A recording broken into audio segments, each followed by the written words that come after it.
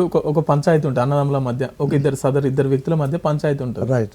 ఇద్దరికి న్యాయం చేయలేరు కదా, ఒక్కరికి న్యాయం ఉంటుంది, న్యాయం వైపు మాట్లాడతారు. అన్యాయం జరిగినప్పుడు అక్కడికి వెళ్తే దాడి చేస్తుండొచ్చు. రైట్.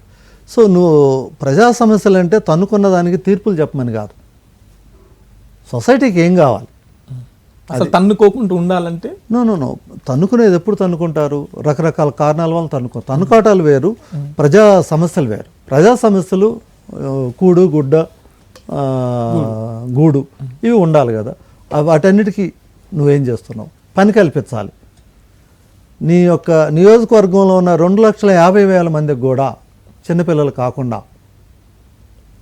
వాళ్ళందరికీ కూడా పని కల్పిస్తున్నావా లేదా? పని కల్పిస్తే ఆదాయం పెరిగిద్ది. ఆదాయం పెరిగితే వాళ్ళు హ్యాపీగా ఉంటారు, నీ దగ్గర రారు కదా. పని కల్పించడానికి ఏమేం చేస్తున్నావు? ఎప్పుడన్నా నువ్వు ఆలోచించావా? ఎప్పుడన్నా ఈ యొక్క 2,50,000 మంది దగ్గరికి 5 సంవత్సరాల్లో వెళ్ళావా?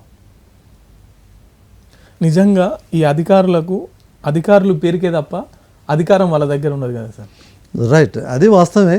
మరీ ఇప్పుడు విచ్చలవేడిగా పొలిటీషియన్ ఏది చెప్తే అదే అధికారులు చేస్తున్నారు. అది ప్రజాస్వామ్యంలో ఎగ్జిక్యూటివ్ రోల్ అనేది మాయమైపోతుంది, పొలిటికల్ రోల్ అనేది పెరిగిపోతుంది. సో పొలిటికల్ రోల్ పెరిగిపోవటం వలన నష్టం ఎవరికంటే ప్రజలకి.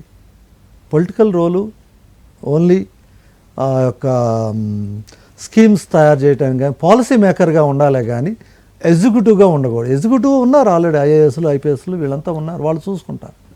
ఇప్పుడు మిక్స్ అయిపోయి పొలిటికల్ రోలే పెరిగిపోయింది, దాంతో సమస్యలు వస్తున్నాయి.